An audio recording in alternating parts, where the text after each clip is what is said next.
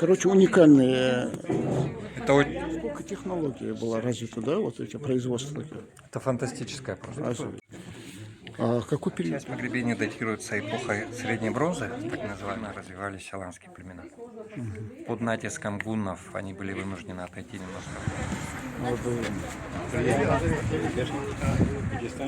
Здесь самый известный череп, найденный на Кавказе. Да. Сейчас как раз проводится. Вот Плиева, вот Плиева. Вон он, да. Вот Плиева. Сейчас. Вот. Ты доводилась Плиева? Вы 11 час свой забираете тогда?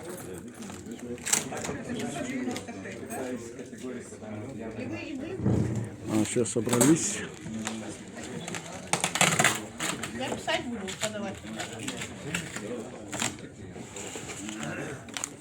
Уникальные артефакты. 593 с первого грофа. 7 имеют разрешение на осмотр. Первый ты имеешь. Интернет не Это надо. от ёпта, этого, да?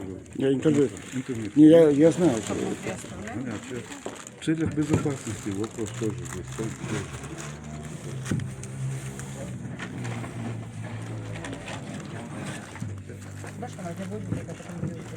Сейчас мы Плиева закончим сначала. Сколько задашь?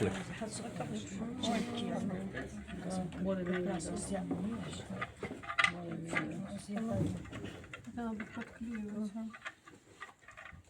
Вставляй.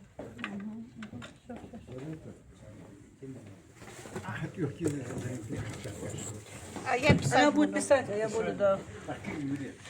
А они уже 10 раз их трогали, обрабатывали они. Не такие опасные. Жерик отник шерик. Пока мы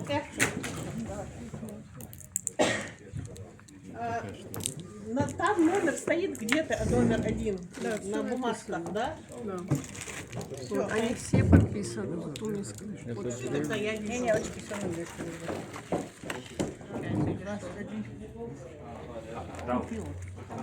Там просто заменяем, а те замечательные. Здесь тоже вот 3 штуки, все, а тут 3.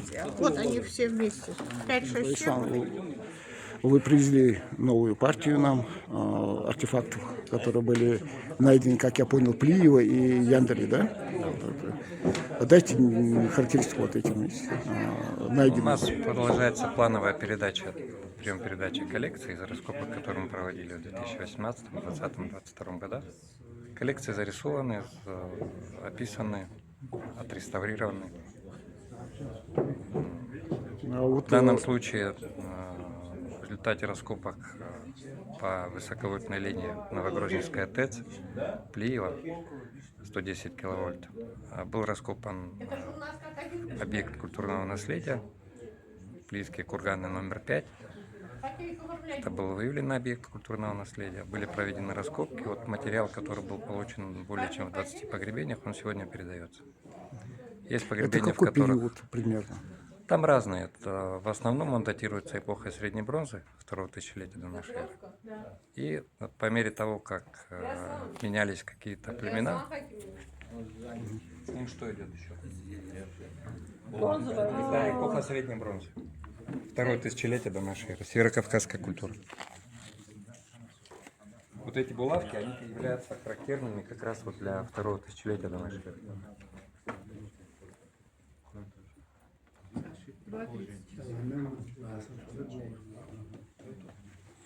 Погребение 2? А какой период это получается? Плиевские вот. Плиевские курганы, часть погребения датируется эпохой Средней бронзы, так называемой. Кто-то говорит северокавказская культура, кто-то говорит северокавказская культурно-историческая общность, потому что на разных территориях были свои локальные отличия в материальной культуре. И более поздние погребения, они датируются вплоть до аланского времени включительно. Большая территория была задействована как раз по раскопкам. Нет, дело в том, что он шел как раз вот по хребтам. На самом верху там не было ни грунтовых погребений, не поселенческих слоев. Это связано с тем, что там же везде кислые воды. Почему Серноводск называется? Территория была как сейчас, так и в древности не особо пригодная для жизни, поэтому концентрация объектов культурного наследия на этой территории, она минимальна. Я думаю, они в случае крайней нужды только селились на этих участках. Вот это именно в Плиевске, да, получается? Да, Вот. там, где Плиево. А сколько привезли вы? 590 с чем-то. Это по Плиевске, да? По Плиево. Это один курган, там было 20, И что там 28 примерно погребений. Примерно какие там, вот, в основном какие там, керамика? Там, Больше всего бусин. Бусин, да? Больше всего бусин. Есть изделия из бронзы в виде молоточковых булавок литых, в виде браслетов бронзовых с несомкнутыми концами в 1,5 оборота, в виде керамических сосудов. Наиболее поздний как раз относится к аланской культуре, это 4-5 века нашей эры. Дарислан, если говорить о вот Плиевске и Яндыревске, да, в общем, привезли, а есть ли между ними связь, вот, между найденными? Самая прямая, потому что те погребения из кургана номер 1, курганной группы Плиевская 5, которые относятся к аланской эпохе, понятно, что к этому же времени относятся погребения из Яндари, курган номер 87. Как раз это период, когда на территории Центрального Прикавказья, довольно-таки глубоко вклиниваясь в высокогорье, активно развивались аланские племена. Под натиском гуннов они были вынуждены отойти немножко в горы, но тем не менее, я думаю, что не все население покинуло, в пользу чего свидетельствуют материалы, которые были исследованы на гамурзийском поселении. А вот гамурзийское поселение, примерно какую территорию оно занимало? Вот это, все раскопки. Было исследовано более 10 гектаров площади. И оно все, это как городок был, да, там получается? Это был довольно-таки крупный город. Больше того, в процессе раскопок выяснилось, что город был окружен очень глубоким рвом, в который из речки Яндырка, она, видимо, тогда была более полноводная, туда поступала вода. И противник для того, чтобы попасть на территорию городища, он должен был либо мосты проложить, а их было проложить невозможно, потому что поверху ширина рва была порядка 18-20 метров. То есть в то время не было таких приспособлений у местного населения, которые бы позволяли их пересекать. А пытаться спуститься по дну, ты попадал в воду, склон глинистый, соответственно, по мокрой глине выползти практически невозможно, тем более будучи под градом стрел. И там вот этот городок, он имел все, да, вот атрибуты как города, трубопровод. Не трубопровод, там была проведена по внутренней стенке вот этого рва оборонительного, были выкопаны каналы, Для доставки воды, да? по которым поступала вода, и она поступала в глубокий, объемом порядка 1,5-2 тонн или 2-3 кубометров емкости, вырытые в глине. И этой воды было более чем достаточно для довольно-таки длительного нахождения в осаде, в случае, если противник перекрывал доступ воды в Яндырке на территорию городища.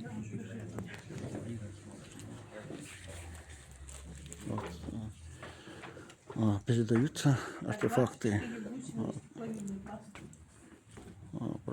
Сам процесс передачи вот как раз. 347, 370.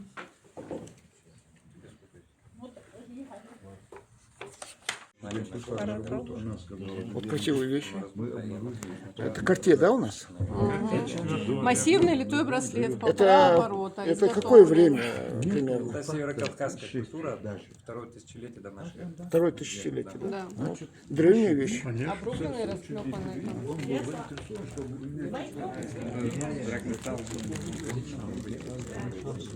Тоже вот очень интересно. А это что у нас? Это тоже может быть подвески, может быть браслет. Не могу сказать. Вот они тоже такие вакуумные, бронзовые. Фрагменты, да, от этого получается? Это штампованные бронзовые то ли подвески. Да, это целых и 2,17. штампованных бронзовых. Да, вот Это они. отдельно, да, все? Вот, Да, вот они. Целые отдельно. где которые? Целые вот. Это бронзовый, да? Да, это бронза. Вот. Если пофлёровый, Целые вот, и в верхней части сквозные отверстия у них, видите? Ничего себе, какие крылья. В тот период делали такие, да? не вскрывали, не передавали косточки. Киевские артефакты, которые привезли. А вот дайте характеристику. Цилиндрическая, потом С разных мест, там, с Плиева, некоторые вещи присвоились под курганы бронзового века, там, по-моему, второго тысячелетия Кавказской культуры, исторического общества. Ну, и группа предметов более позднего времени, то бишь относящиеся к аланскому времени. Ну, комплекс интересен во многих отношениях. Допустим, да, ну, привлекает внимание миска, например, которую мы видим справа, да, в крайнем ряду, тем, что здесь мы видим с внешней стороны на табличку орнаментация. Полудугами это на самом деле крайне редкий такой прием обработки, декорирования посуды. Вот, к примеру. Меня вот это заинтересовало. Это новый, да, у нас? Тоже плиевский, да, это? К1, сумка 1. К1, сумка 1. Вот это первый. Это не один. Переотмите и уберите его в сторону. Сильно коррозированное лезвие железо. Это железо, это не дерево. Все заклеение используют. Так, теперь погребение 2. Песочная подвеска 1,5 оборота. Ушла. Погребение 3. Оселок. Так, сажала. Оселок. Ручка сбоку надо Керамическая миска 5. Сон вверх отдельно, потому что оно прям хорошо в кольцо собирается. А Черкизию шамаш? Они сами положат, чтобы не разломались. Да. Сейчас Плиева закончили. Вот это самый интересный экспонат у нас. В наших раскопках погребение этого времени порядка 1200. Около 20-25% жителей того времени, у них у всех череп деформирован. Опять же, в зависимости от того, переворачивать его нельзя.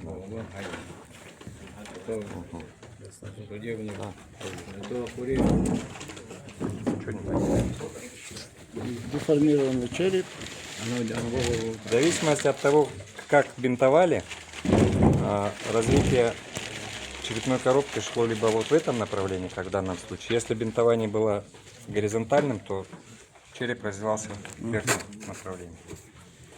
При этом исследования, которые были проведены, показывают, что несмотря на смещение разных долей мозга относительно друг друга, объемы составных частей головного мозга, они сохранялись прежними.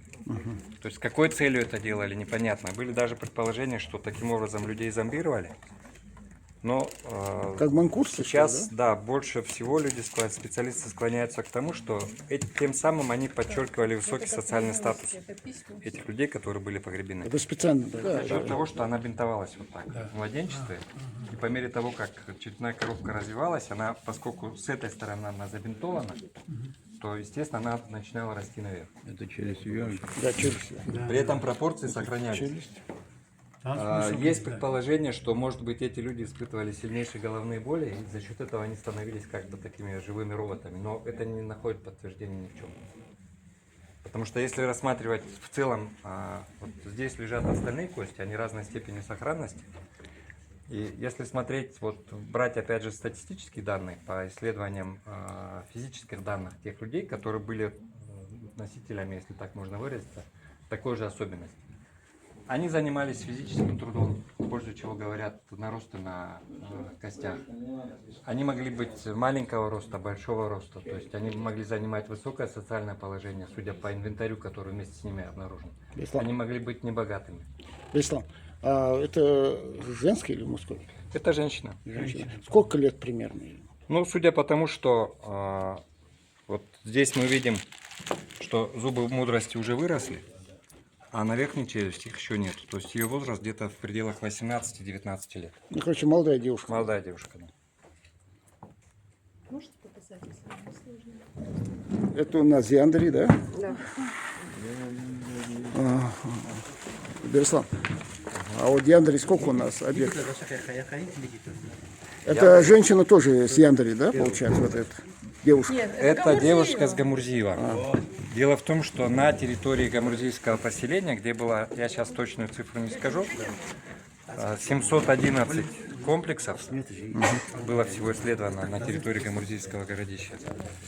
В том числе было исследовано то ли 11, то ли 12 погребений. Причем большая часть людей, которые были обнаружены нами в процессе раскопок, это были не преднамеренные похороны, это были люди, которые погибли в результате вражеского нашествия. Которые лежали что просто их разных форм. Убивали, да, просто сбрасывали в эти ямы, которые служили для хранения продуктов. Просто отдельно. Это что? Нет, я думаю, что это не просто шейка, да. Здесь я вот так прикрепила, вот, рисунок. Это как получается от нее, да? Это? Мы передавали уточненные сведения. Дело в том, что здесь написано второе тысячелетие до нашей эры. Мы получили дополнительные сведения не только об особенностях погребального обряда, но и в том числе о хронологических рамках функционирования этого музея. Соответственно, мы указали в документах, которые передаем, что наименование памятника другая, во-вторых, изменилось количество памятников. Если до нас по материалам, которые были проведены разведочной экспедицией, не Донское наследие, как они называются? Не разведку проводили. ОКМ-проект. Они показали всего-навсего 5 курганов. На сегодняшний день, после наших изысканий, в состав этой курганной группы официально внесено порядка 98 курганов. Это маленькая часть. Это маленькая часть, которая могла попасть вот в зону строительства и реконструкции автодороги. Если вы посмотрите на космоснимок, вот вы выезжаете из Яндари, там есть поворот налево, на встречную полосу. С левой стороны построена подстанция. Так вот, километр влево от этого участка и 1,5 километра вправо — это огромный могильник, который... Там нету стерильных прослоек. Целый город, короче, да? Нет, это не город, это огромный могильник, а город в самом Яндаре находится. Его очень хорошо видно невооруженным взглядом. Но именно вот эти бронзовые вещи и эти сосуды, они Это же не Казань. конец 3-го. Я думаю, середина 5 века, не помню. 5 века до нашей эры. Нашей. 3-5, я поэтому говорю. Оно больше на скифо-сарматское, Нет. даже аланское период. Это аланская. А бронза вот это. Это типично аланские, типично аланская миска. Если 3-й идет, а 4-й, здесь где-то с 4 века начинается аланский период. Кто сказал, что с 4 века начинается аланский период? Ну, как-то. Ну, писать можно что угодно. Материал, нам диктует материал, вот они. Вот в чем дело. Причем имейте в виду, вот, почему мы передаем на ДНК-анализ. Дело в том, что это не только полногеномная расшифровка данных, которые хранятся в ДНК тех людей, которых мы исследуем. Это же еще и датировки. Вот это эпоха бронзы. Нет, это лучковые Это фибулы. аланские? Это аланские лучковые фибулы, да. Тогда 4-5 датировку сюда писать можно. Я бы написал вторая половина 3-го, первая половина 5-го тире. А это что такое? Это Заколка, фибула, да? заколка, да. Заколка, да. Да, она может раскрыться до конца и не выпадет. Вот эти уникальные изделия. Золотые, да? Это все ручной делалось, да? Несмотря на то, что сюжет повторяется, при детальном сопоставлении элементов видно, что там есть как бы выштамповка, но она доводилась потом вручную. Ничего себе. Это видно по степени оскала вот этих животных, которые там изображены. Только у меня ко всем просьба. Они в течение 3 минут приезжают, но после сработки сигнализации у нас должны еще скрыть внешние решетки и внутренние решетки. У нас стоят датчики на утечку воды, датчики на вскрытие на взлом стекол, объемные датчики стоят, датчики движения стоят. Если не брать историческую ценность. Они Золотой фонд. все раскопки проводили, я постарался туда передать с тем, чтобы у нас был максимальный охват равнины. Не просто вот так вот, как обычно, да, керамика плита, а именно с описанием. Это вот по этому образцу они прям требовали у нас, чтобы вот так. Да, описание. Поэтому А это акт передачи просто.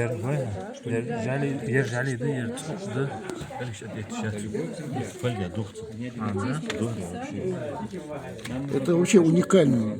Представляете, какая тонкое золото. Основе ящики железо в основе. Млад вот привезли у нас пливы, как мы уже отмечали, это у нас этот Яндри. Что я должен сказать? Очень интересные находки, интересные предметы раннеоландской культуры и богато орнаментированные, украшенные, изготовленные с тонкой, можно сказать. Это золото, да, у нас? Тонкое золото. Это, в принципе, основе там железная основа, ну вот все это покрыто позолоченное. Такие вообще вы где-нибудь, когда проводили археологические, вообще встречали в своей практике? Крайне редко находят вообще, да, Вот вы вещи. конкретно. Когда мы копали раннеоландские погребальные комплексы в Выкажево, мы нашли золотые изделия, но это были небольшие бляшки, в количестве там 40 штук. Вот. А здесь это уже чуть-чуть более, можно сказать, иное оформление, но в основе своей это раннеоландский комплекс, то, что мы копали. Это примерно какой период? Вот, как Это 3-5 века. нашей эры, да? Да, где-то 3-5, там плюс-минус. Вот. И я должен сказать, что на территории, где обнаружены вот эти позолоченные вещи, Яндри, работал я вместе с коллегой еще в 1919-20 годах, и мы поставили эту территорию на учет как археологическую. В результате А большая территория? это там больше где-то 7, может быть, гектаров, да, плюс-минус. Да. У нас это же не один такой, их же много там находится, да? Вообще вся территория, получается, вот равнина Ингушетии, она попадает под археологические. Вот смотрите, там, где расположен Яндри, это целый клондайк для археологов, потому что здесь, в этой округе, сосредоточено большое количество разнообразных археологических памятников, и очень большой процент занимает ирландские древности, да, в том числе и то, что мы видим здесь. Вот, все эти поля, в правобережье Сунжи полностью занято вот погребальным комплексом, в том числе и если бытовые памятники. В центре Яндри стоит крупнейшее городище Бурборс. Всего там 5 городищ. И вот эти погребальные поля являются, можно сказать, У нас же кладбищами тех, кто жил в этих вот 5 аланских городищах Яндри. Ну, собственно. Это уникальная история Ингушетии. Уникально. Ну, да, любое археологическое наследие. А вот то, что привезли вы сейчас, вот это уже золотые изделия, да, которые с этого. Мы не говорим золотые. Ну, я имею в виду. Мы говорим изделия из желтого металла. Да. Просто дайте какую характеристику этим изделиям. Это украшение конской сбруи, скорее всего, головы. Так называемые фалары. И накладные пластины, на которых, Это какие у нас? если внимательно посмотреть, вот идут пластины, на них изображен дракон. Вот лучше всего видно вот здесь. То есть вот идет линия позвоночника, хвост загнут. Здесь пасть, зубы. Да, интересно. Ноздри как бы, он как бы распластанный, вот как цыпленок табака. То есть вот это ноздри, вот они. Здесь глаза по обе стороны от линии позвоночника. Это уши. Здесь идет вот передняя правая лапа, вот она идет здесь, вот локтевой сгиб, она пошла вперед. Здесь идет левая лапа. Уши, причем, если обратите внимание, вот они таким, как бы, Торчком, да? торчком. И задние лапы точно так же. Вот правая задняя лапа, левая задняя лапа. И здесь вроде бы намечается какое-то подобие крылышек. То есть это типичный дракон, который был для характерного. Здесь несколько, да, драконов получается? Они одинаковые на всех. То есть тут раз, два, три, четыре, пять, шесть, семь, восемь, девять, 10, 11, 12. 12 пластин. Здесь имеется в виду, что дракон с крыльями был? Понятно. Если крылья рассветлены. Они же как бы летают. А вот такие раскопки, Это же мифически, потому что понятно, что Беслан, в вашей практике такие вот раскопки попадались вообще на территорию, например, даже не на Северный Кавказ, а Россию? допустим, периодически, может быть, я сейчас могу по памяти назвать где-нибудь порядка 5-6 пунктов, в которых были в разное время, на протяжении последних там, 150 лет, были обнаружены отдельные предметы, которые относятся к этому комплексу, аналогичные, скажем так, к этому комплексу. Известны вот такие фалары, известны отдельно пластины, известны какие-то лучшей сохранности, худшей сохранности. В данном случае, несмотря на то, что погребение было в древности ограблено и были нарушены естественные условия герметичности, тем не менее, мы видим, что сохранность предметов очень хорошая. Тут, Подождите, сейчас, чтобы вы понимали, это тончайшая бронзовая или серебряная пластина, в данном случае вот серебро. Мы видим здесь и здесь серебро. Методом амальгамы на них наносилось золоченое покрытие. То есть речь идет о покрытии толщиной в микроны. И толщина такая, что вот просто подуть, вот наведите сюда камеру. Чуть-чуть назад, чтобы было видно. Видите, как она? да. То есть это даже не фольга, это толщиной микроны. И каким мастерством надо было обладать в то время, чтобы на кожаной основе, они все лежат на кожаной основе. Вот эти темные пятнышки, это заклепки, посредством которых эти изделия крепились к ремню кожи. Кожаная основа. Да. То есть, Там везде кожаная основа. да, То есть я когда описание пишу, я пишу они фольга, описаны, кожа. там есть. Там какие-то... Смотрите, а вот Сумя, это единственное, да, у нас В получается? таком составе единственное. Это Это уникальный. Это уникальный комплекс, и его уникальность как раз в полном практически составе.